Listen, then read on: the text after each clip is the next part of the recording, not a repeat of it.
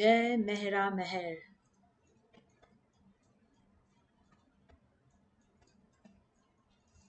So, for all those who have just joined in, we shall be meeting every Friday at this time to read from this beautiful book, Mehera, published by Beloved Books, Noshirwan Anzar.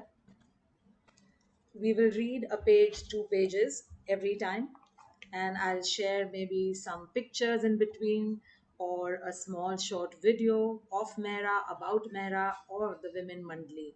And then we will open up on discussions, sharing any stories, anecdotes, or any thoughts, any quotes that you all would want to share concerning Mehra or the Women Mandali, the Eastern and the Western Women Mandali. So I'll just restart from the beginning with this book. On the cover flap of the book, this is what is written. Whenever God comes on earth as man, as Ram, for example, or as Krishna, as Jesus, or in this time as Meher Baba, it is always the case that one person among his close ones or plays a special role as his most important disciple. This is the role of the divine counterpart, the beloved of the divine beloved, whose love for him is unique in its purity and its one pointedness. This is the role of Sita or Radha, of Mary, and this time of Mehera. Meher Baba has declared that this long heralded and much expected advent, the Kalki avatar for Hindus, the Maitreya Buddha for Buddhists, the second coming for Christians, is the last divine incarnation in this cycle of cycles. As much Meher Baba has indicated that his manifestation on earth will accordingly be the greatest in its scope and impact. Perhaps of the first signs of the special significance of this advent can be found in the most exquisite beauty of Mehra's life with Baba and in the opportunity which he has given his lovers to partake of the inspiration of that life. For in her role as the divine companion to the God man, Mehra has become a divine reflection of him, providing a glimpse of what true love can be through her example and her stories of her life with him. This book then provides a glimpse of Mehra and through her of love itself, personified in the form of perfect man, who in this age is known as Meher Baba.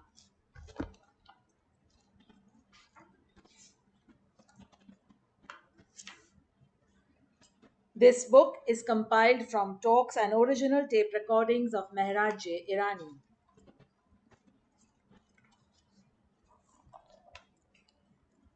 This beautiful picture of Baba and Mehra at the Meher Spiritual Center, and the opening line of the book, Mehra, she is my very breath, without which I cannot live.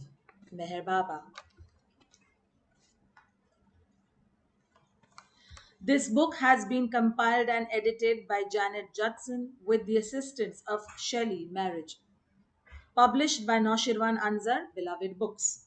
Copyright 1989, Avatar Meher Baba Perpetual Public Charitable Trust, Ahmednagar, India.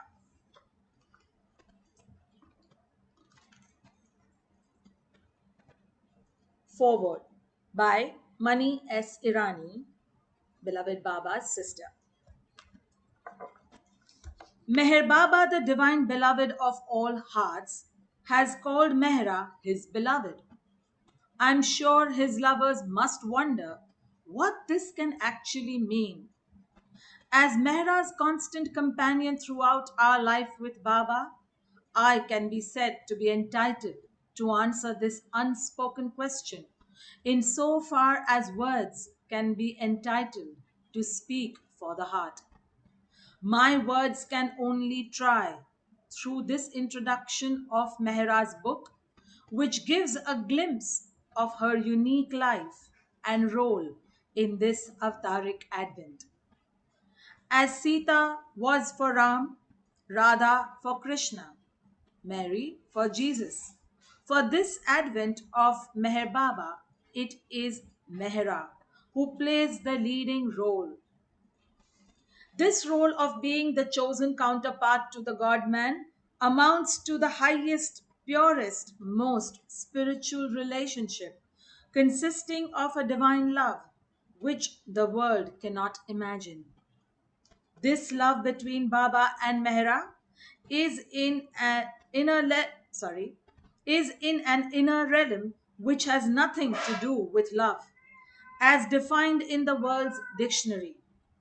In these times when the outer has become the altar of worship, when the wrapping of a gift often receives more attention than its content, it is natural that everything concerning love should be translated into the external, the physical. But do not make that mistake about Mehera's relationship with Baba, or for that matter, about any of us living with Baba. The keynote of our life with Baba was purity, and Baba was very, very particular and strict about it. He never allowed the slightest compromise in this regard. So, our relationship with Baba and with each other was always totally innocent of physical involvement. You could even say that we were as children together around Baba, Easterners and Westerners, young and old. Baba kept us like children in this respect and shaped that childlike quality of life which leads to true purity of heart, involving self forgetfulness and self sacrifice of the highest order. And so, just as Mehra is Baba's beloved, she is also his child in the spiritual sense. The absolutely clear mirror of Mehra's immaculate heart, which Baba took great pains to keep unclouded by the dust of the world, reflects Baba's image, the image of the divine beloved, as none other can. From the beginning and throughout her life with Baba, Mehra's status as his beloved grew obvious to us in many ways. Her place was foremost in all things concerning Baba. All personal privileges in attending to Baba's form were hers. Combing his hair, trimming his moustache, cutting his nails, seeing to his clothes, and all things concerning his precious person. Let me give you an example of Baba's relationship with Mehra that clearly indicates her special position in the kingdom of his love. When we would be seated at the dining table, it would be Mehra who had the privilege of serving Baba. And when Mehra would offer him something from her plate, something she knew Baba was partial to, like a piece of cheese or such delicacy, Baba would taste it to please Mehra and return it to her, saying, "No, Mehra, you eat it. It will be just the same as if I am eating it." Another example of Mehra's number one position among us, while on occasion Baba would offer his hand to us to kiss, it was he who kissed Mehra's hand.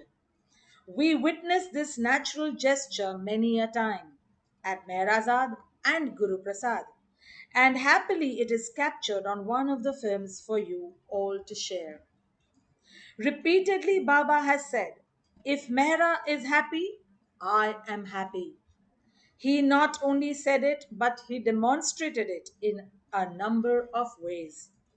I would notice that Baba always agreed with anything that Mehra stated. If she said, "Baba, such and such is so, isn't it?" he would reply, "Yes, it is so." Baba always agreed with whatever Mehra said. Even when to my mind and logic it seemed that what Baba was agreeing to could not possibly be so. Although I never said anything at such times, one day I became exasperated enough to tell him in Mehra's absence, Baba, I guess if Mehra were to say that the world is square, you would agree. Baba looked at me and solemnly nodded. Yes, I would. Baba's reply stunned me, and it taught me a lesson as to how one pleases one's beloved. Playing the role of the lover in his relationship with Mehra, Baba was showing us how we should please Baba, our beloved. If Baba were to tell us that the world is square, our answer, as befitting a true lover, should be yes, Baba. If in the midst of bright daylight he were to say it is dark, we should not only say yes, Baba, but run and fetch the lantern, just as a disciple and slave of an old time master had done. So, it is that Mehra, in the eternal role of beloved to the divine beloved, gave Baba the opportunity to play the role of lover and show us how it should be done. This drove home to me his immense love for us. By taking on the role of lover, the beloved demonstrates to us how we should please him. Every action of Baba's was multi purpose. Even the most casual thing that Baba did not only affected each of the persons around him, but also had universal reactions and repercussions as well. So it was with Baba Meher's relationship, a pure mountain stream bubbling from the heart of the world. It is not only for Mehra, but for all to drink from. Anyone who misconstrues this relationship, who allows even a passing thought or doubt from a narrow mind to adulterate its purity, deprives himself from receiving of that wellspring of true love. On 31st January 1968, 1 year to the day before he set aside his lovely form, although at the time we had no idea of the significance of that date, Baba initiated a more public role for Mehra, who had always lived a life completely sheltered from the world. Baba kept all of the women who stayed with him strictly apart from the men. But in Mehra's case, it was again very special. For many years, she could not even hear the name of any man, even, for example, when the newspaper was read out. Her cloistered life was the most singular. Not only had Baba given her the all time restriction not to be touched by men, a restriction which continues even now, but not once had Mehra ever met or greeted or even seen at close range any of the men Mandli who lived with Baba. But on 31st January 1968, exactly a year before the time when Mehra would perforce begin to meet Baba's lovers in the physical absence of her beloved, Baba asked Mehra to stand beside him on the porch of the women Mandli's residence, now known as Mehra's porch, and to greet the men Mandli for the first time. He wanted her to see the men and say, Jai Baba to them. And after the years and years of her sheltered life, Mehra was understandably nervous. Baba told her, Don't be nervous. You will be holding my hand. I'll be holding your hand. Baba and Mehra wear a sari for Baba had Mehra wear a sari for the occasion, and in his frail health, he sat on a chair on the porch while she stood beside him, her hand in his. All the resident men Mandli of Meherazad, along with those from Ahmednagar and Mehrabad, like Adi, Padri, Ramju, Chagan, etc., silently walked up to the porch towards Baba and Mehra and stood before them. Then, as directed by Baba, Mehra greeted them with folded hands and said, Jai Baba. Little did we know then that with this totally unprecedented event, Baba was planting the seeds for the part Mehra would play after he dropped his body.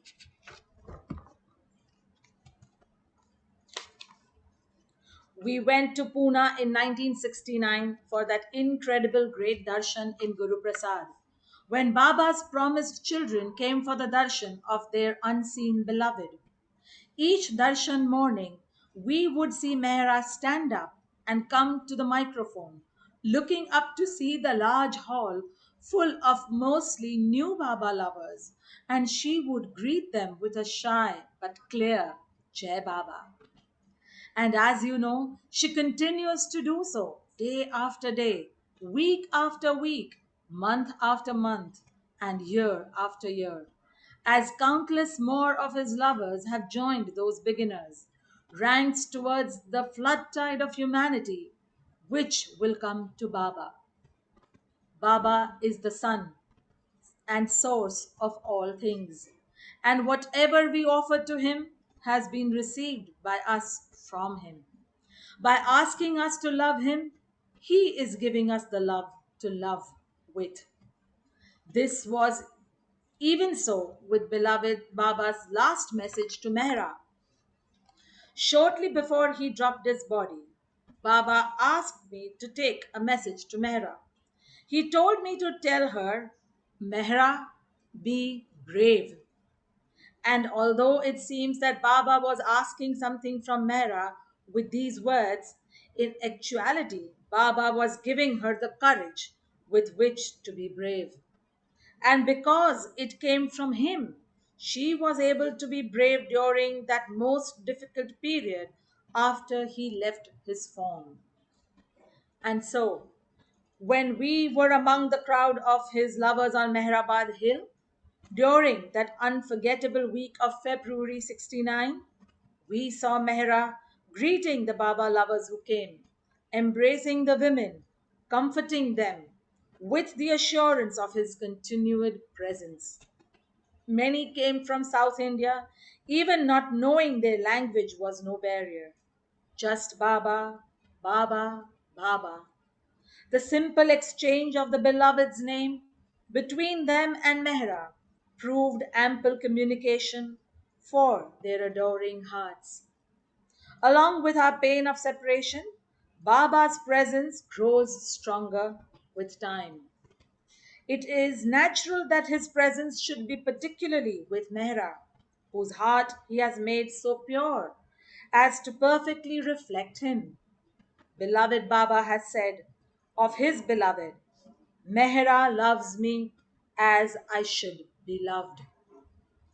This divine romance of infinite beauty will be sung and celebrated throughout the world, inspiring lovers of God to aspire for Mehra's one pointed love for the beloved God man.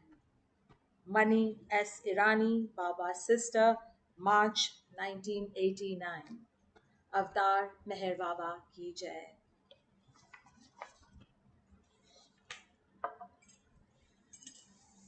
I'll share a short video before we start talking and story sharing of Mehra and Mani speaking about Baba.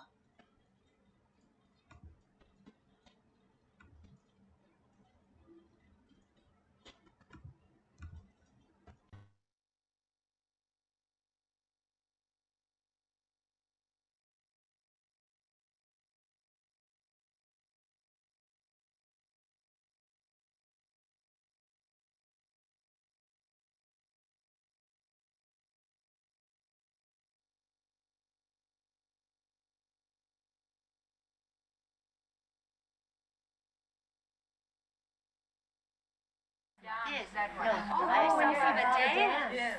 Yes. It was early morning at 5 o'clock, and we were new at in Meherabad, staying with Baba, with my mother. With my mother, we 4 girls were there, and just 5 of us. One morning, of course, every morning we have to get up very early, and one morning at 5 o'clock, even before having tea, Baba was singing very beautifully. So my mother woke us up and said, "Come on, quick, Baba's singing, and we must hear him." And so she was near the window, but not very near the window. But Baba was on the veranda where we could not see him. And so Baba came round the corner, and as he came singing a very beautiful tune, you may call it, yes, tune, but the song also was something, a new song that Baba had never sung. And yes, it's not that, I can't explain about song. It's a song that a girl would sing, when she follows her masters, that she wants to say that given up all my everything to him, like become a sannyasi or something like that. Or he might say, he has no sense. Have you got any sense that you could remember? Or if he did it here, Baba say, how fortunate you are. You have no idea how fortunate you are. Like for instance, or he would say, don't worry, be happy. Or he'd say, what are you thinking? It all depended on the gesture. Even this could mean, it could mean good, it could mean very good, it could mean wonderful, it could mean nice, just depending on Baba's expressions. And like when he said, talk, Baba would say. Now this can be not only talk, but any utterance from the lips. It could mean read, when I would read out loud to Baba. It could mean read, it could mean talk, or he'd ask somebody sitting there and say,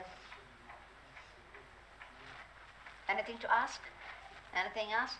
Or if I was reading, go on, read fast. Or he would say about somebody, she just talks and talks and talks and talk all day. Like,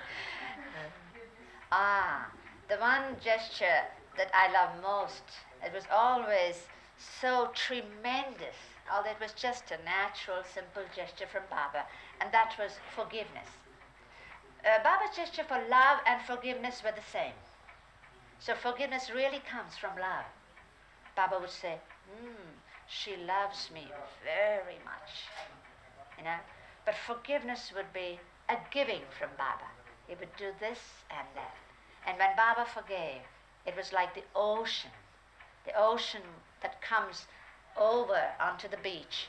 And when it recedes, there's not a trace left, not a track left. Baba's forgiveness was so tremendous and great. But every time when it would be in Baba said, all right, I forgive.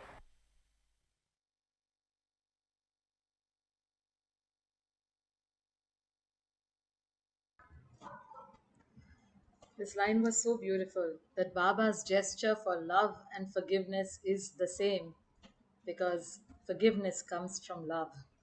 That was so beautiful, as Mani just shared. So we have dear Habovi auntie here, we have Vijayji here. So Habovi auntie, would you begin some sharing any story, any anecdote that you remember? I'm sure you have tons of them. Uh, Habovi auntie, you can mute yourself now. Unmute, sorry. It's okay? Is that good? Well, all right. So there's so many, but I start with the first time that I saw Mehera and all of them, Mehera, Mani, the whole string bang, lot of my beautiful Mandali, Mehera and the Mandali, and also Mansari. See, in 1954 till 1960, June 60, I was not a Baba lover. But in 1954, Meher Baba asked Arnavas to send Bhushan and me with the bus that was going for the Vadyapak Darshan that time, So we were traveling with them. And so we were there at the Vadyapak. And during the interval, lunch break, Arnavas said, come, I'm going to take you somewhere. And Arnavas took me to this little bungalow sort of thing with a hedge and, you know, very pretty ladies. They all look like Persian beauties with fans. And they were behind the fans, and I had no concept of who Baba was or who the ladies were. And then Anabaz introduces me. And Hoshan's fiance, Hoshan's fiance.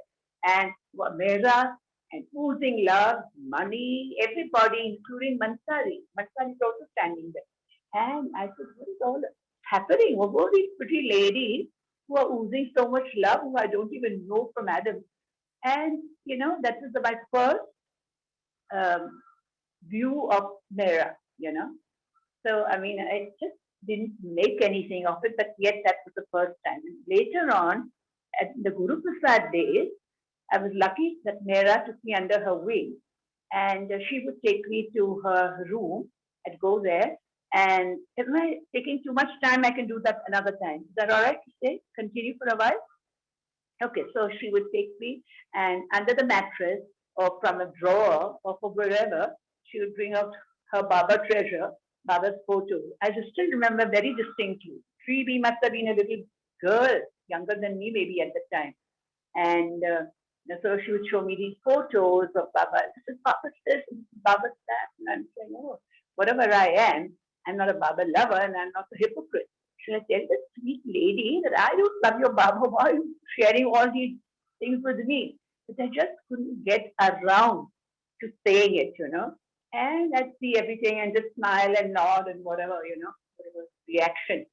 But in later years, you know, she told me that you didn't love Baba in the beginning, but uh, just like a Viluanti for Sarosh uncle, she came to please him. So also you came to please Hosha, which is far from the fact because I came to keep an eye on him that he wouldn't fall in love with Meher Baba. I wanted to keep a Zoroaster. My one point of devotion was Zoroaster, the prophet, not even God.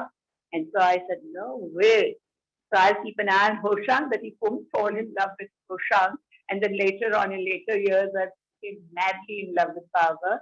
And Baba, in the Mandli whole years later, my sister-in-law, Preni, my late sister-in-law, were very close to each other, Preni, Dada Chandri. So Baba said, Preni ne habo vi mane nahi lavta tha. Now they love me a lot. He went like this, right from the horse's mouth.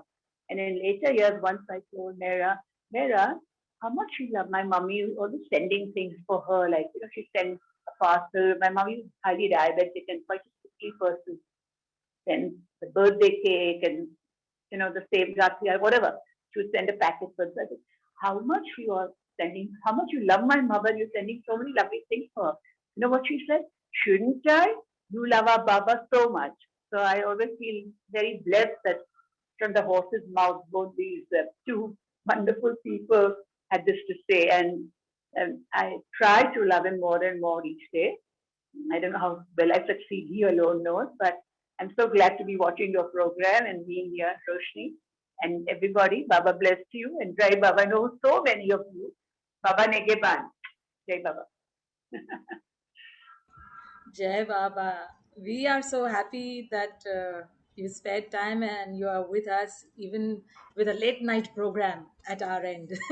So I just thank you for that. related whilst I And, was watching. and would Bolo love to have you every week. So we have Kashmira who wants to share something. Kashmira, before you share the story, do share your little background of being from the Baba family, so everybody knows as well. Hi, Jai Baba.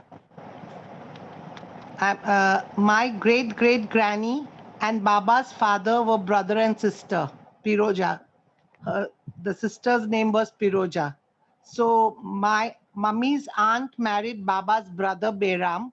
So as our childhood, we have stayed in Baba house. Full childhood we have spent over there. All our holidays were in Pune. Mummy used to just take us to Pune and we used to spend our time over there. Then we used to go to Guru Prasad. I was a small child, very small I was, you know. So I used to go and trouble Baba and say, give me sweet, give me sweet. And Baba used to send me to Mehera. And Mehera at that time was in seclusion. So I would go in the room and there Guldar Masi, my mummy, Mani Fui, they all used to sit over there, you know. So I would go and tell in Mehera's ears, give me sweet. this, as a child, I've done it. So when I grew up, I said, really? I used to go and like ask for sweet from Baba, and was I really going and meeting Mehera? You won't believe. I must have, like, I was in, after college, we had gone once to Mehrazad. My granny, my aunt, and me, we had gone there. And Mehera is looking at me and saying, were you the one who used to come and tell me in my ears what Baba used to tell you to tell me? I said, I used to ask for sweet. I was so shocked that she remembered and she came to me like, means my recollection was true that really I used to go and ask. Then she's telling me, you like anybody? Tell me in my ears, I'll tell Baba, to match make for you. I said, no, I don't like anybody. Because I said that, I'm still not married. But I'd seen a dream, and in my dream, I hear Baba's voice. And I just get up and I said, Mama, Baba spoke, like I heard Baba talking. And I see in my house, Parin Masi, that is Rustam Sorab's mother, she comes with Baba to our house. And Baba is standing near our door, bedroom door. And Parin Masi is telling Baba, look for her, a nice boy. No, she's not married. Like I was 26, 25 at that time. So Baba is saying, I love you. I just started like get up and I said, Mama, Baba says, I love you. So that way, it was really, I felt that Baba was there and I like full voice I could hear. So then that time Sorab said, many people hear Baba's voice in the dream, but they don't remember. She remembered I told the whole story and Mummy went and told Parin Masi. So like, they said that she was good, like lucky to hear Baba's voice. We used to go to Guru Prasad and like we were so happy seeing Baba over there. It was really nice. Now those days are So, not going to come back again. so beautiful. Jai Baba. But so thankful that Baba is allowing you all to relive those moments and times so that you can spread all those cherished memories with us and we can feel that love as Sure. well. My mummy used to always, like, when I was small, she used to sing, like, that one song, like, Pussycat, Pussycat, you think, Kashmira, Kashmira, where have you been? I've been to see Baba at Guru Prasad. Oh, Kashmira, how lucky you are to see Baba and kiss Baba. So really, I'm lucky. Thank That's you. so adorable. Thank you. Thank you, Jai Kashmira. Baba. That's so sweet. You keep your bag full of stories ready every week to tell us something, okay? Yeah. Jai Meher Baba, Jai Jai Mera Baba, Jai Meher. Baba, Jai Now Baba we to have, everyone. yes, be around, be with us, Cash. Sure. Thank you. So we now have Meher. Meher, please share. I have the best news. I'm reading Mehera Mehera every Monday with Amrita and Rakesh and all. I just thought I'd let you know. I'm reading Mehera Mehera. So it's really Mehra great. Meher, the Yeah, Divine Romance. yeah, every Monday we're reading it. Okay, Yeah, great. we're on the second book now. We've taken a Jai break Meher from that. Baba. Yeah, Jai Jai Baba. Meher Baba. Jai. Lovely. So Vijayji, can we have some sharing from you? Anybody else who Yeah, could share, please don't be shy and raise your hands. yeah. Oh, Jai Baba, Jai Baba. So nice that you started this program of Mehramai and such a privilege. And yeah, I first got Baba's blessing in 1953 at Nagpur. Brigadier Verma's, Barrister Verma's bungalow. I got his touch. My forehead, he shook. Then in 1960, I saw him at Guru Prasad. We stayed in Pune for 4 days with my father, and so there I had privilege to be around Baba for 4 days at Guru Prasad, playing mischief, of course, peeping into his room, and there are entering into his, following him. So there are stories. Then in East West Gathering 62, then around 64, yeah, and the last darshan in 69. So after that, I came to know about Mehera Mai and started visiting Mehera Zad occasionally. So I used to visit Mehra's porch and had many sweet encounter with Mehra Mai, and yeah, sitting, and even she used to tease me sometime, आज तेरा दांत नहीं दिख रहा. I used to give her a smile, and but I was kind of very careful about meeting Mara Mai. When I got married, first card I, of course, put at the tomb, and then I shown to Mehra Mai. She saw it. There was a big picture of Baba, and she said, "Yeah, kacha card banaya." And then after marriage, first thing I took my wife to Marazad, and then she invited her for tea, and then yeah, I used to sing song at Mara's porch, and yeah, very means lovely sessions. Her voice is so beautiful, you know. Her voice, like when Aishwarya Rai speaks, she reminds me of always Mehra Mai. Such a beautiful voice Mehra has, very poised and slow and whispering, and yeah, wonderful. And so anyway, that's what I like to say now, right now. And Jai Baba, thank you. Yeah.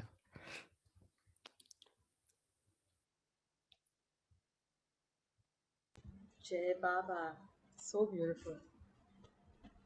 Hey, we see Rosalie is here. I'm sure Rosalie, Kathy, anyone would like to share some Mehra anecdote, any quote, any incident, any stories about Mehrazad, anything that comes to your mind, something that you've read, known, experienced.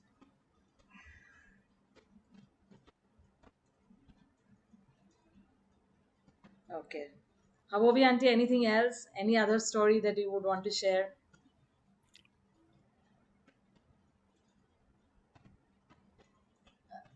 You have to unmute, Havobi Auntie. You have to unmute.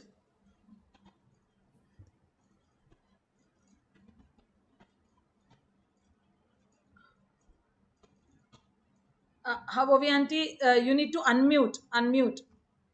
I thought I unmuted, didn't I? I don't know. No. Okay. Have Tayo, bolo ji. Yes. unmute, yeah. Okay, so many lovely stories because over the years, we've been lucky to be very, very close to Mehra. And this was like the days when I was very always close to Mehra. In fact, I'd always say that I love this lady, I don't love her, Meher Baba. She took me so close, she took me so close. I was very, very fortunate. Like my Ronu would always say, my Ronu, कि मेरा तूने घणो love करे था मेरा मेरा नी favourite check and मस्ती करे माण्हू सां and there's so many stories and one by one I incidents things that let everybody have a chance. There's so many lovely people waiting to talk. I'm sure everybody has some beautiful memories with Mera. Yeah, Havobi Mera Auntie, Queen. encourage them to share. Sure. Yes. Everybody is Yeah. very lucky to have known her so. And Yes. I think once also later on, this is a happy moment that when she went to Baba, that story also I've said on one of the occasions. So maybe that later on, but in between all the lovely years that we've been fortunate, to have tea with her, to have lunch with her, and lots and lots of other things. Yeah, we were very lucky. Lucky clan. Jai Baba. चल तू बोल Jai ना. Baba. जय बाबा. So, in early years, in 2011, 2012, we had just started our satsang after we started the home satsangs. And I had not read much about Mehra during, just knowing that, okay, uh, the samadhi is next to Baba and there is high importance of Mehra. I did not much know in that first year or so.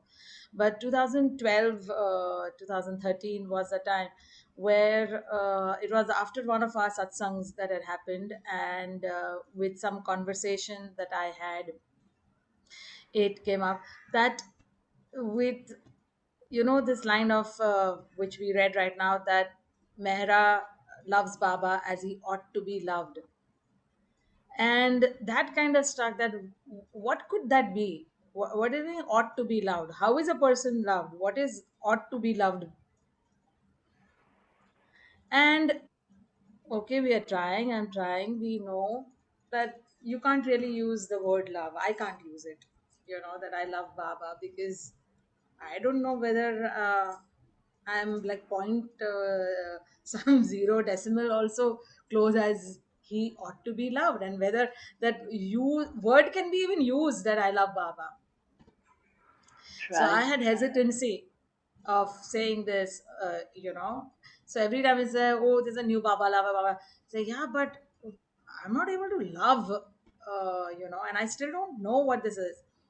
But what got me was this statement that she is my very breath I cannot live without. That okay, if I have to break the ice with Baba, then Mehra is the roadmap, Mehra is the channel, Mehra is the way, and maybe Mehra can help me to love Baba, or attempt to so-called love Baba, or do something that will please Baba. And that was the time where I kind of started having Mehra quite often in my head, in my thoughts, while praying to Baba or so. And just out of the blue would end up going to, while standing in the line in the queue of the samadhi, a lot of times I noticed that I would just go to Mehra's samadhi first before I go inside. And on one such occasion when I did that, and got back into the queue, I still don't know who it was behind me. And once I came back, that person just nodded and smiled, and I smiled back, and he said, "Jai Mehra Meher." That was the first time I ever heard this salutation. So I said, "Why did you say Jai Mehra Meher and not Jai Meher Baba or Jai Baba?" And he, shared about this importance of who Mehra really is in this Advent in a very brief way, and how, putting her first is what would please Baba. So yeah, that was my. And then just as seamlessly, I don't have any incident that I can say, "Oh, this happened and then I started loving Baba," or loving as in, got attached more to Baba, I would say, use the words. Nothing of that sort. And same way, just like a river flowing, she was a part of it. And sometimes if I had to ask, and I know that no answer is coming, something is not coming up, I've asked Baba what is happening, or this or that, and I would end up saying, "Mehra, please can you ask Baba to tell me."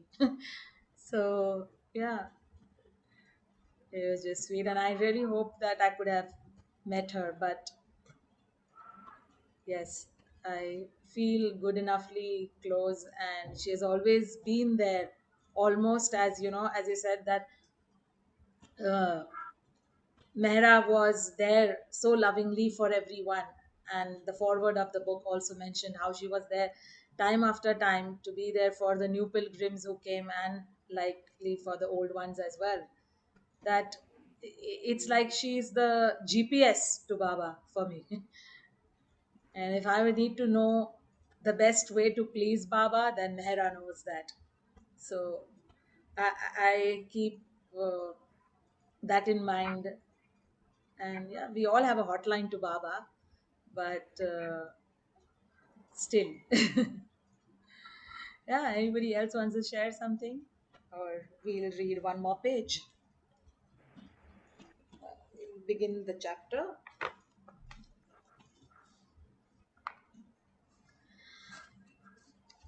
This is a short paragraph just before the first chapter, which is called The First Glimpse, Sakori 1922.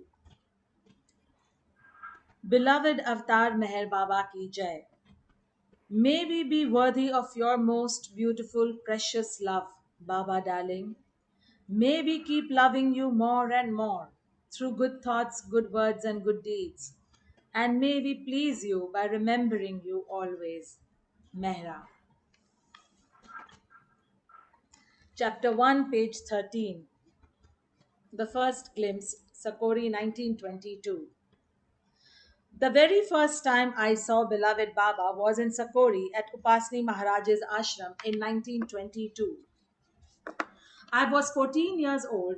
At that time in Sakori, he was known as Mehervanji.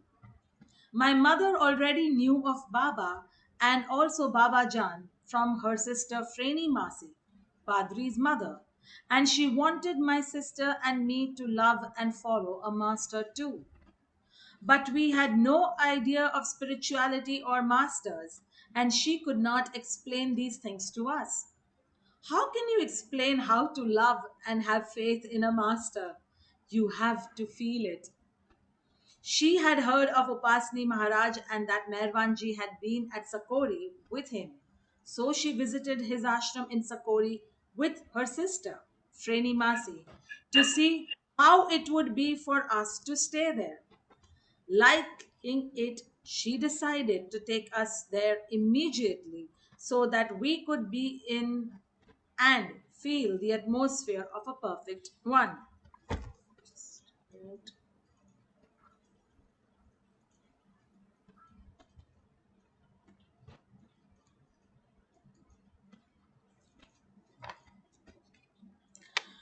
You will like it there, my mother told us. The countryside is lovely, and there are some young Brahmin girls there who sing beautifully and will be company for you. She was trying to tempt us into going to Sakori. We were young and did not feel attracted to going. But of course, we wanted to please her, so we went. We arrived at Sakori, Chitali railway station at 1 o'clock at night.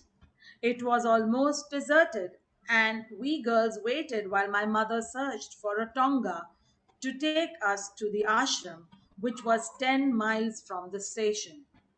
Tonga is a horse chariot, olden days, and they still exist in Mumbai and in some other cities in India. It was still dark when we arrived at Upasni Maharaj's place, where we were met by Freni Masi. She had stayed on there while my mother had come for us girls, and we shared the room she had been given to stay in. We were very tired and sleepy, and so we rested a little. And in the early morning, we got up, washed, and had breakfast. Then my mother told us, the sun is up, and it's time for you both to go and see the temple. So my sister and I went off hand in hand. But the place was quite new to us, and we did not know which way to go. We wandered for some time and then went on to a porch and into a courtyard that was surrounded by three sides by two-storied buildings. When a young Brahmin girl, whom we later discovered as Gangi, Upasni Maharaj's niece, came running up to us, we asked her to kindly show us to the temple. She took us to a very big doorway set in green lattice walls, which was the entrance to a superstructure that covered this tiny temple. The temple was really very small and was inside the superstructure at the far end from the entrance. We had barely crossed the threshold of the superstructure when we heard footsteps outside on the wooden staircase of a nearby building. Upasni Maharaj's niece said, "Wait, come quickly. Mehervanji is coming. You must see Mehervanji." We stepped outside without seeing the temple and stood there while Baba came down some steps very quickly, quite close to us. Nobody had told us about Mehervanji. Nobody, not even my mother. She felt that we would not understand. Baba was so near and walking very fast. He was very, very thin, and his face was also very thin from many fasts and from not caring for himself. And it was very beautiful.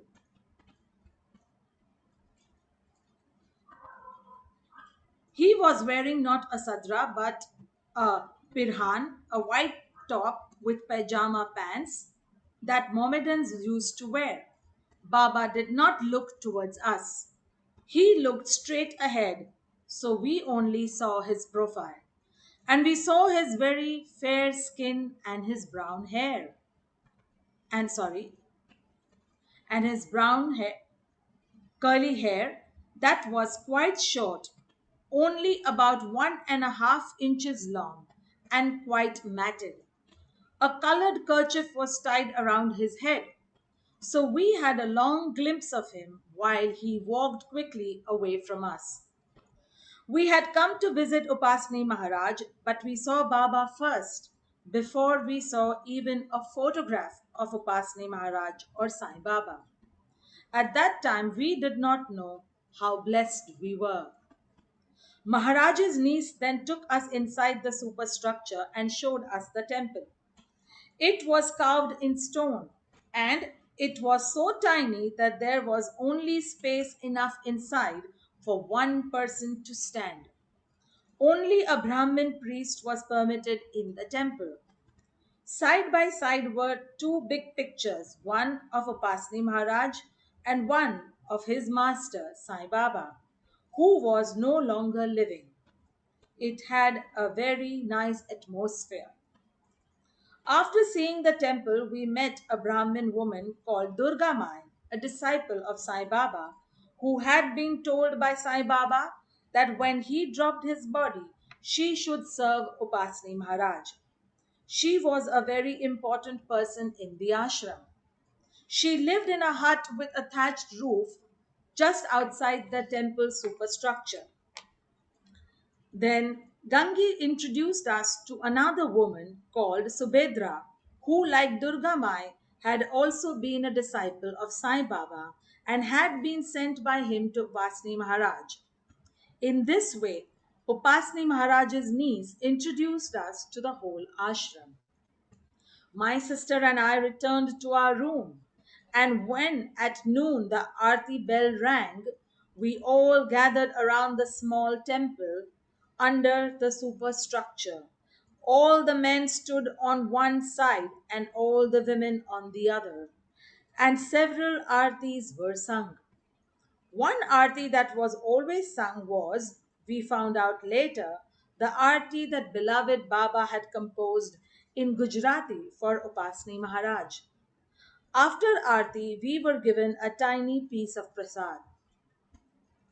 This was now the time for all to go to Upasni Maharaj's hut. So the group of men went out the front door of the superstructure, and the group of women and children went out the back door. Many were visitors who had come for a few days from places like Bombay and Pune. We went through an old hand-made gate and walked down a lovely path which led through a mango orchard that had some young and some old and shady trees to Maharaj's hut.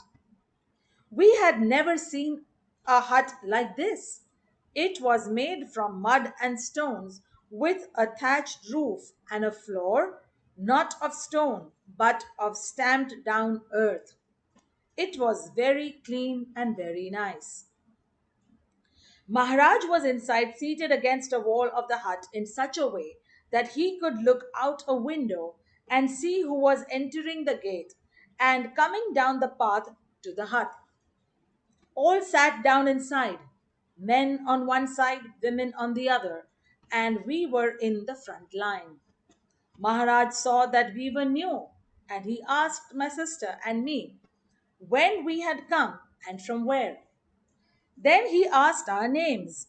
I told him Mehera. Mehera, he said, that will be difficult for the Brahmin girls to pronounce. They are not used to it. I will give you the name Meera. It's the name of a saint. And from today, we will call you Meera. So at home, I was Mehra, which is Persian. At Sakori, Meera, which is Hindi. And in the convent school, they had called me Mary, which is English. Then Maharaj's face brightened and he looked very pleased. We were all curious to see what he was looking at. It was Baba coming down the road towards the hut. Before entering, Baba, in respect, bowed to Upasani Maharaj at the threshold of the hut. Then he came in with his hands joined as we do when we pray, and he bowed again to Maharaj.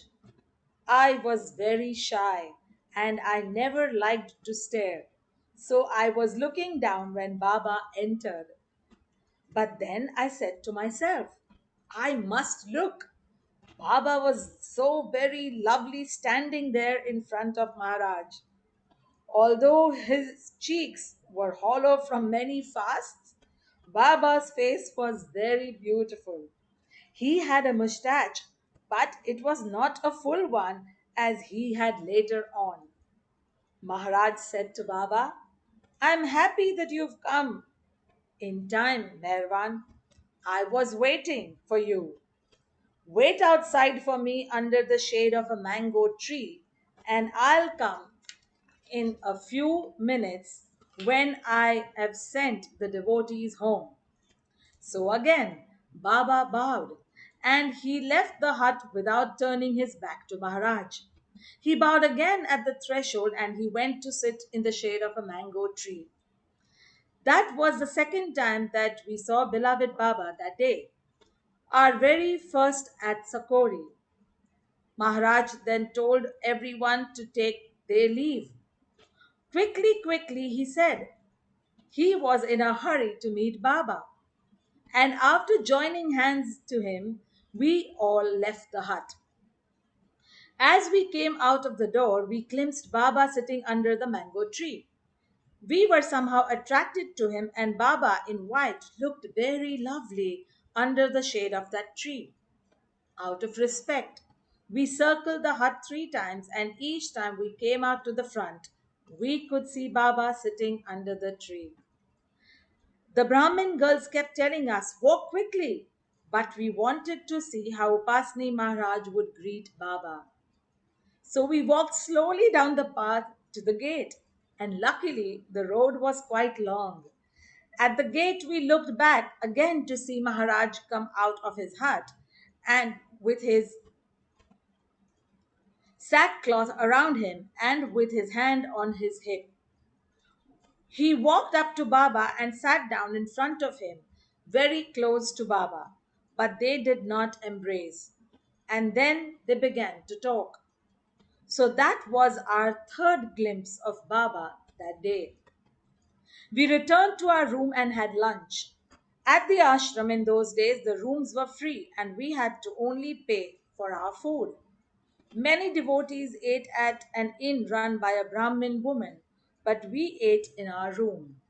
We, being young, were very hungry, so we ate well and enjoyed ourselves. After lunch, we, my mother, Freni Masi, my sister, and I, sat talking in our room. These particular guest rooms at the ashram were all in a row and had no veranda.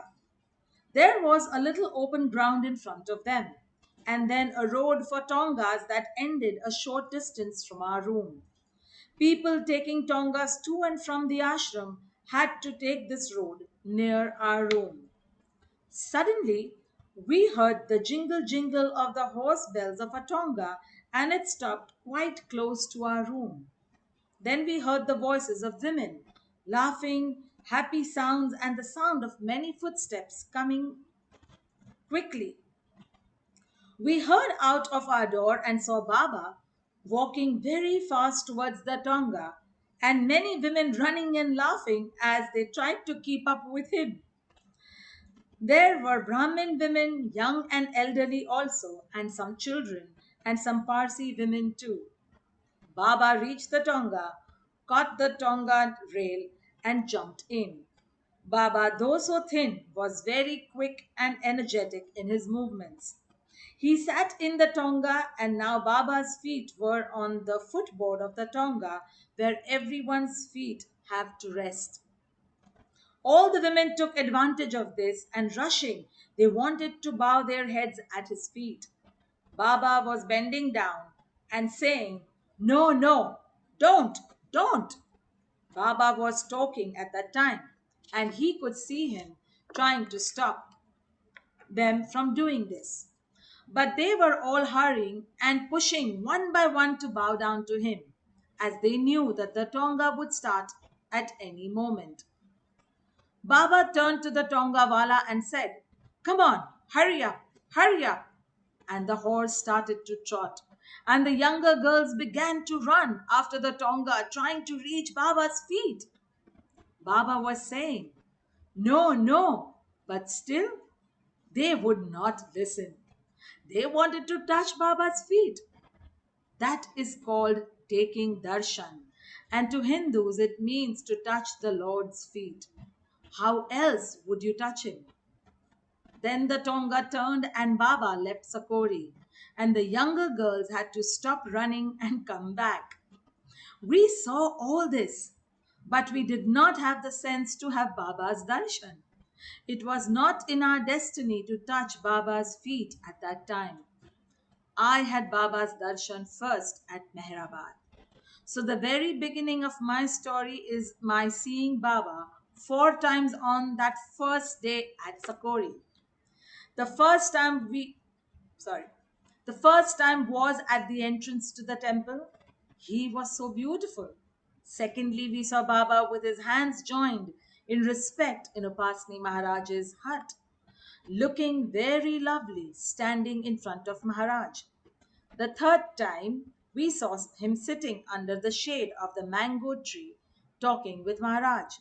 And the fourth time was when he was leaving Sakori in the Tonga, and the women tried to touch his feet. That was Baba's last day at Sakori, while Upasni Maharaj was physically present. Their work there together was completed, and we were so fortunate to have come that very day. We can say that seeing the face of the Master is having darshan too. And we saw Baba 4 times that day. We had come to see Upasni Maharaj, but first we saw Baba.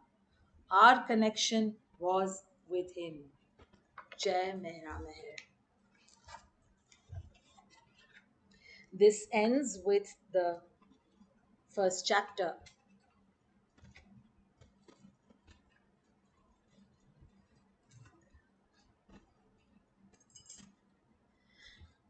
I'll share a lovely song by Misha. It's on Mehera.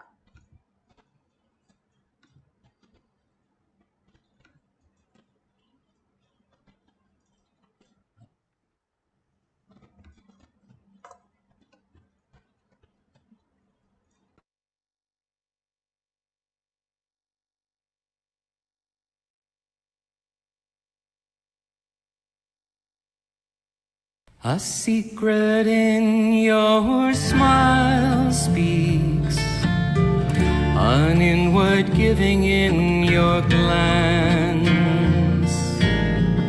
the diamond spark of the first dawn.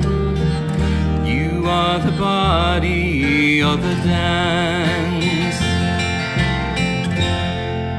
the arms that held the infant moon held this this earth when it was born,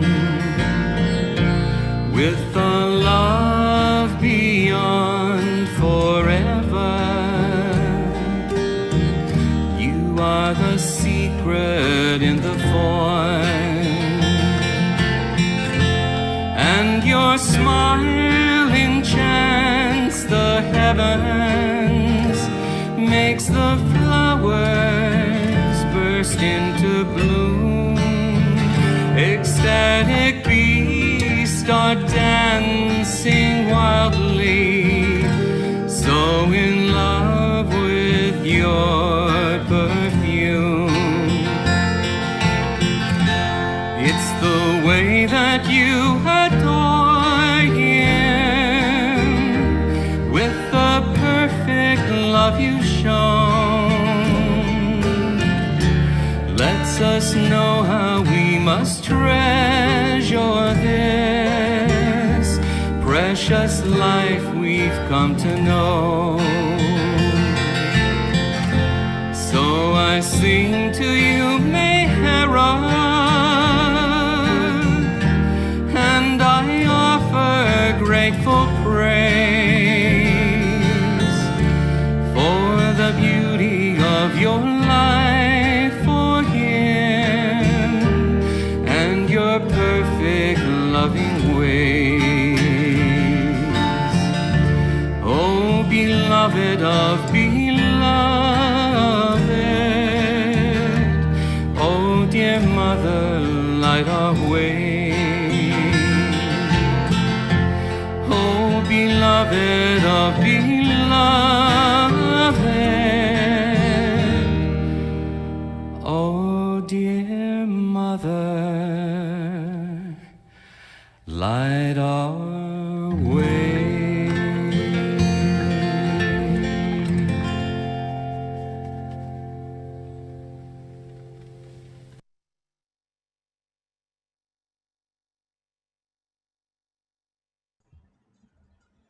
Jai Meher Baba. So we can just share some chatting once again. However, Auntie, you want to say something? You can unmute.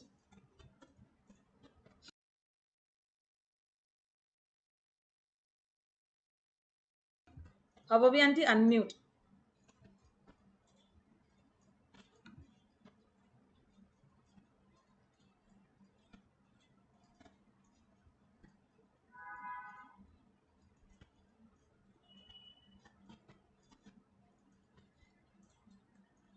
However, Auntie, are you there? Unmute, unmute. I have unmuted. My Haji. battery's on 15. So the next time around, and how long is this going on session? It's almost over. 11:30. It'll get over at 11:30. So the last half an hour we can chat again, stories. Yeah, 13. I'm sorry, but I'll try and, hear till I can last, as long as I can last. 13. No, I didn't the know how it last half hour we'll just chat and any stories again, sharing and all. So we will finish the will. reading by 11 every time, and then open it again for stories and things. So anybody else would like to share a story about Mehra, about any other women Mandali that you've read, known, experienced? Yeah, there's so many lovely people out here. Would love to hear from anyone. So many lovely people would want to speak. Why are they quiet? I'll miss out on them, but maybe next time. Yeah. Another half to go, huh? It's 11:30. Next time I'll keep it properly charged. Yes. Yeah. Sure. Yeah. Sure. So there was this beautiful thing when I was fighting with this thing of not saying uh, that can't say I love Baba. There was this very sweet thing that came that in earthly love you fall in love, but with him you rise in love. That's a beautiful. And In it's his will. I don't need to use I love him, but I can use I am in Baba's love. And Yeah. that came beautifully once while praying. So then it kind of relieved my heart. Okay, I'm in love with Baba. So the work in progress is to love him as he ought to be loved. But we can still be in love with him.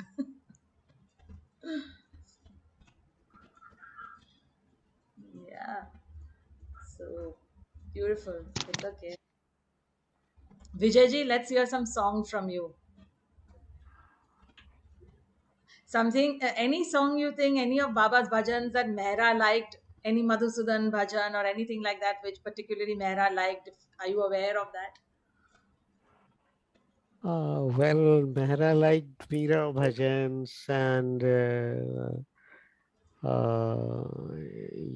yeah, Meera bhajans, I think particularly. I don't know how Oviji may be knowing more that which More bhajan in she English. liked. Yeah. Uh-huh. OPG does loves Meera, but doesn't sing Meera bhajan. I sing a lot of English songs with Samadhi and enjoy doing Uh, it. So one uh-huh. next time when my battery is not on 12, I'll sing a song. Okay? You go ahead, Yeah. Sure. Vijay. Uh, Sure. I've got a I question.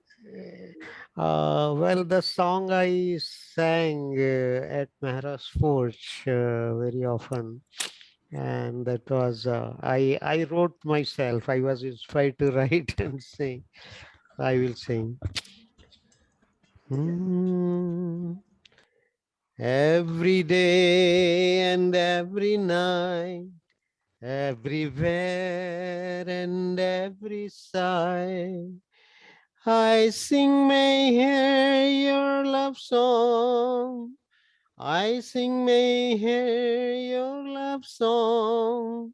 May hear Baba your love song every day and every night, everywhere and every side. I sing, may hear your love song. I sing, may hear your love song.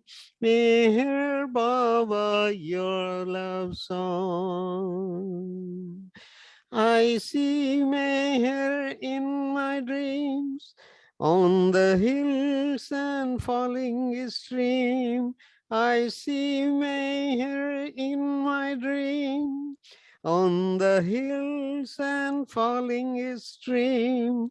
Everywhere I see your beauty, everywhere I see your form, every day and every night, everywhere and every side. You are my Lord and sweetheart, form of compassion and Almighty God. You are my Lord and sweetheart, form of compassion and Almighty God, came to awaken, not to teach, becoming Meher avatar every day and every night, everywhere and every side. I sing Meher your love song. I sing Meher your love song. Meher Baba your love song every day, every night. Thank you. Jai Baba. Wow, that was so beautiful. When did you write this, Vijayji? In the 80s. 80s. Wow, Yeah. Yeah. so beautiful. Mm. Thank you for sharing, Vijayji. Yeah. Welcome. You all are such precious gems. Oh, thank you. You are too. Oh, Yeah, you said that you don't love Baba, but that you don't know, you can't say. I also can't say. But when other people, when they tell you, they can feel it from you. So they sometimes they can tell you, "Oh, Roshni, you love Baba." yeah. So yeah, it's I like that. I meant that there's the effort is there. We want to love Baba, but my thing was that I shouldn't have I don't have the audacity to say I love Baba because I'm sure I don't love him as he ought to be Yeah, loved, and yeah, therefore the safe zone is I'm in love with Baba yeah. till he makes it That's right. happen, and we keep working towards it. So Yeah, yeah, yeah. yeah, Sure, sure. and Till perfection. yes, Yeah. how many ever lives that would take. Oh yeah, sure, sure. But we are there already. We are in a shelter, so we don't bother for now how many Yes, lives. yes, We just like doesn't to matter be. at all. True, Yeah, true. yeah, As as in this song Jai Ho, there's this one dialogue line of money which comes in that once Eraj asked Baba that everybody is asking me, what have you gained by living with Baba? And Baba tells Eraj that they are all asking you the wrong question. They should ask, what have you lose? What did you lose staying with Baba? yeah, So yeah, yeah. yeah, and each day let us just lose our heart to him more and more. Yeah. It changes I, our entire life and entire perspective to the life. yes, That what we get. so much, Yeah. so much. Today's Irani Pateti also, it is now coming to a close. So as we, in next 1 hour, it will be Irani New Year today on Oh, 17th great. July. So Uh, happy New Year to Baba yeah, same to you. Yeah. and to Mehra and Money and everyone. Yes. It's just, while reading Lord Meher or while reading Real Treasures and reading any of these monthly stories, reading Mehra, the only thing that would always come to my heart is that it's not humanly possible for them to do what they did for Baba, to be close to the Yeah. avatar. And so much of grace he had already, like, in gallons given them that they were able to surrender, love, and just, be there the way Avatar wanted them to be there. So much of Yeah. grace. And without his love and grace, none of us can, as beautifully in this first chapter, she said, it was not in our destiny to touch Baba's feet. And right now, while reading it, brought me to Baba's quote that we even hear his name only when he wants us to hear his name. And we Yeah. could be staying like 500 meters from in Mehrabad, and people don't know of him or about him. Right. And yeah, such a blessing. So blessed we are. We can't even imagine how blessed. Yeah.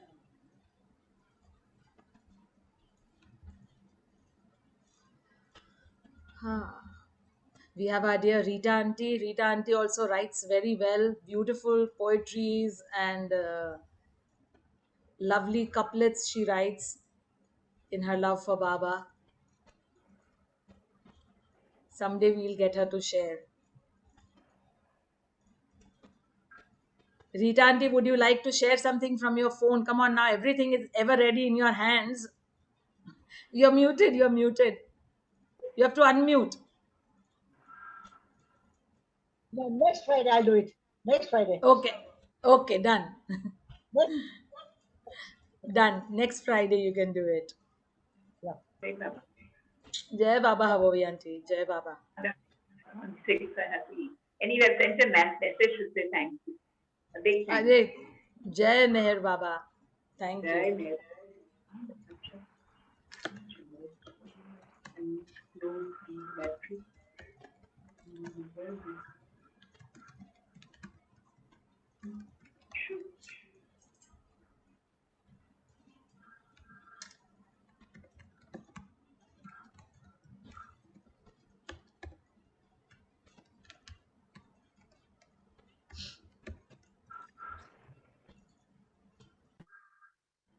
Such beautiful silence.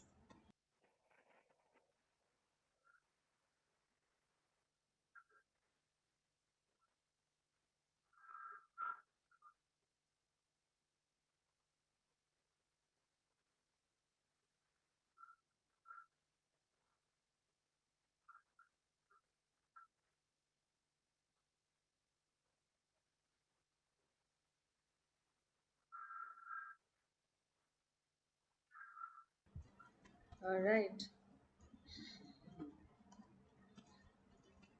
Mhm. I'll share a poetry song that Baba gifted on the Silence Day this year. Okay. Oh Meher,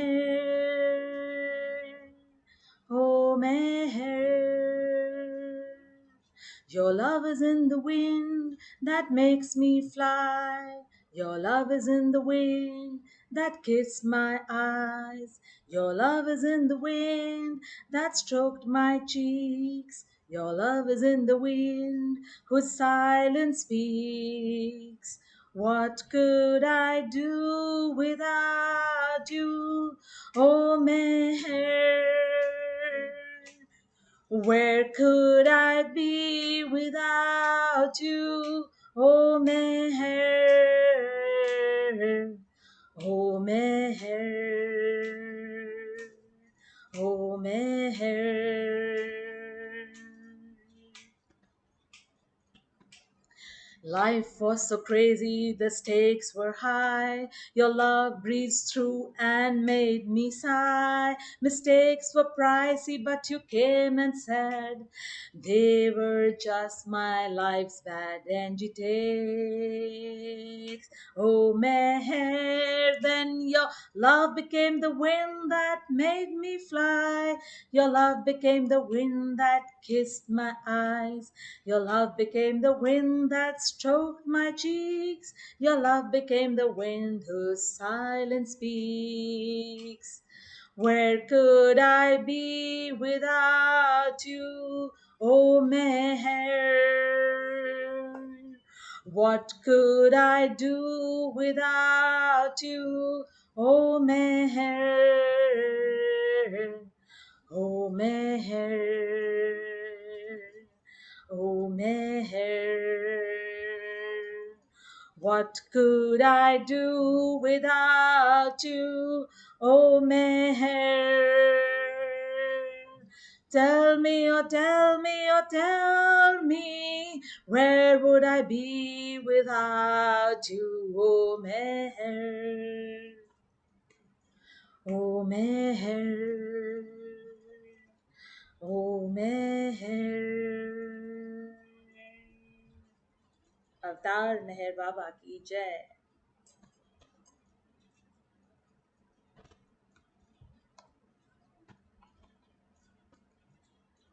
Oh. 15 minutes away from another program. If anybody wants to share anything, please go ahead. Unmute yourself and you can share. And I will end with the Baba Dhun again.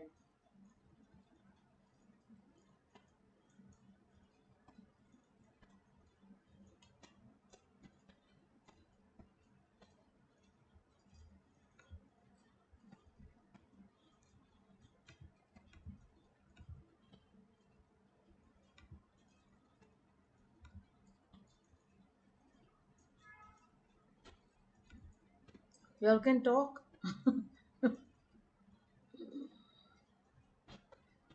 Oh.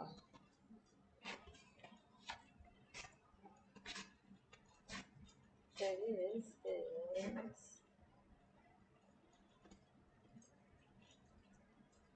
Did anybody from otherwise, besides the older senior Baba lovers, that Mehera was a very good artist? Did anybody know that? There are such beautiful drawings of Mehera in her younger days. And I'll show those images when we come to that chapter.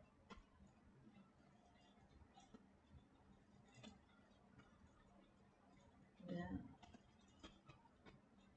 There's so many sweet things.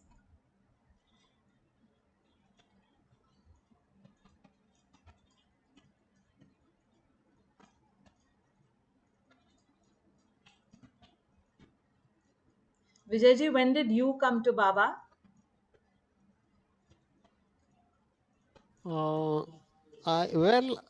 Since my birth, I can say, because in 1953 I was baby, so Baba called my father at Nagpur, and he came from Jabal.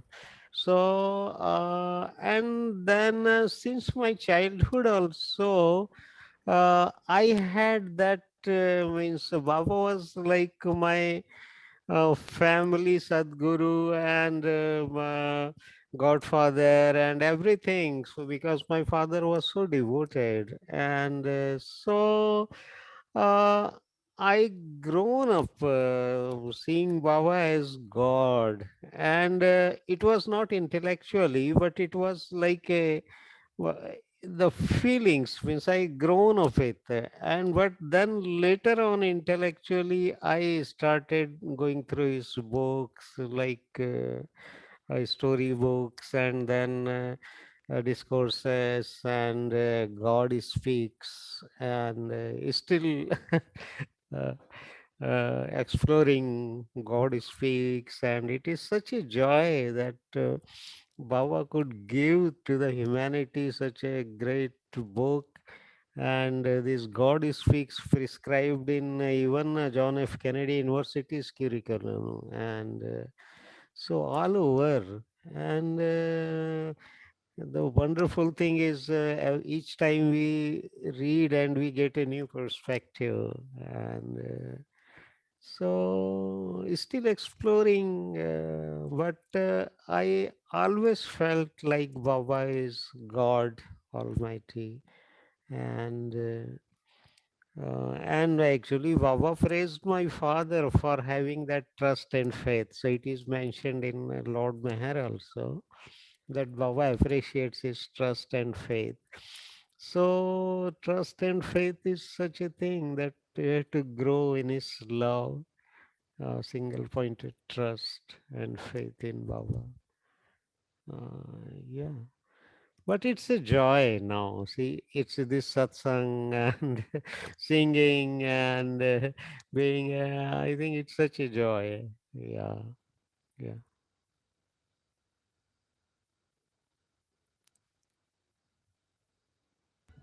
Thank you, Vijayji. Yeah. That is Yeah. so Well, sweet. welcome. I always think when these mentions about Baba's voice was so sweet, and it was there in the chapter that we just read, that Yeah. what would it be to hear, and how clever was God that sound was not invented for us for any recording to be there. Yeah. you know Yeah, that his why I was, mischievous yeah. ways that he didn't allow sound recording to be invented till he went into silence. I think he would have broken all the records, and all the singers in the Yeah. world, they could have gone zero. Yeah, yeah. Yeah. So true. uh, So true. yeah. He gave us the hint of technology through his, keyboard that we use today. Yeah.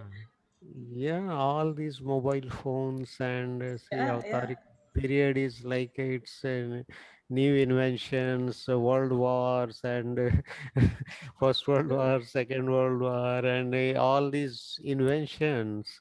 And now this Zoom, my God, it's really something true, true. which never A- happened in past 400 years. This 100 years, Avtaric period, all this happened because and he how said that. fortunate. Yeah, yeah, he gives a push to entire humanity, not just.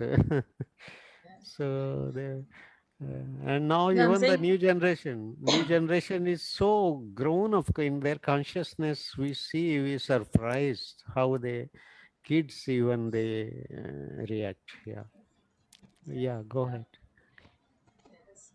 Now we're saying so fortunate are we that Baba has placed us at such an important time during his manifestation, and yet given us that opportunity that we have been born in a time where there was nothing of this, and enjoying all the extremism of technology as well.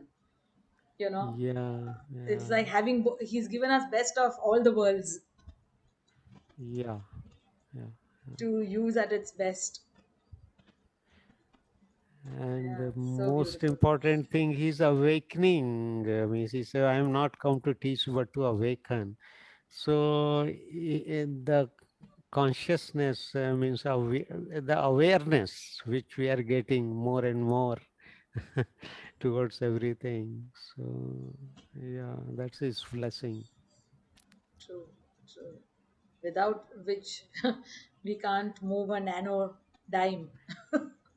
Y- Yeah, it's a joy. You know, It's a joy. when this Yeah. the alphabet board, when I first would see "You Alone Exist," I love. So when I keep seeing it often, and when Baba does this, I used to always think, okay, he is God, he can do anything.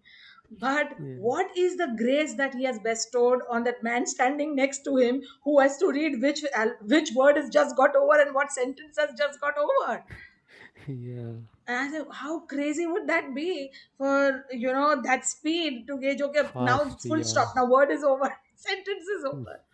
It just like it still blows my mind completely to think of how Yeah. much grace Baba had on the Mandli Yeah. to Yeah. get his gestures to keep up to the speed of the avatar in its literal sense.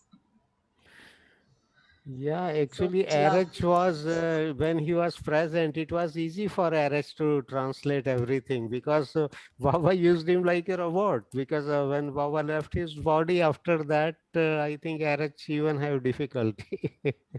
um, so, see, it is Baba himself who made everything act. True, true, so true. So you see that painting there back there in the corner? I just got that painting, which brought me to this place. I love it here. And that altar cloth there underneath there, I was having a hard time finding an altar cloth. And that matches the painting so perfectly. When that arrived, I ordered it. When it arrived and I took it out of the bag, I knew that Mehera had picked that out. It was so beautiful and so perfect. And when I touched it, I just felt her give me a hug. Like she was so pleased that I was creating an altar for Baba. Oh, I'm getting chills thinking about it. Whew. We are truly blessed. When in 2018, when I received this, it's right now behind. I'll take it out next time and keep the marble piece from the first marble of Mehra's Oh, Samadhi. right. It Yeah, was yeah. put when she was interred, Yeah. and got a piece gifted Mm, along with a floor piece of Baba's room so just below his beautiful. bed. It was it, Wow. it just seemed of every few words read about her and what she would literally be, Mm, as in the power, the energy, and what Baba has said her to be. mm, It was overwhelming. yeah. Very beautiful. Yeah. Very beautiful. Well, thank you so much, Roshni. Okay, so we will end this with our beautiful montage of Mehra on the Dhun to close Yeah. our session today. Tomorrow, see you all at the Seven Realities meditation. If you join in at 5 p.m. India time and 7:30 a.m. EDT.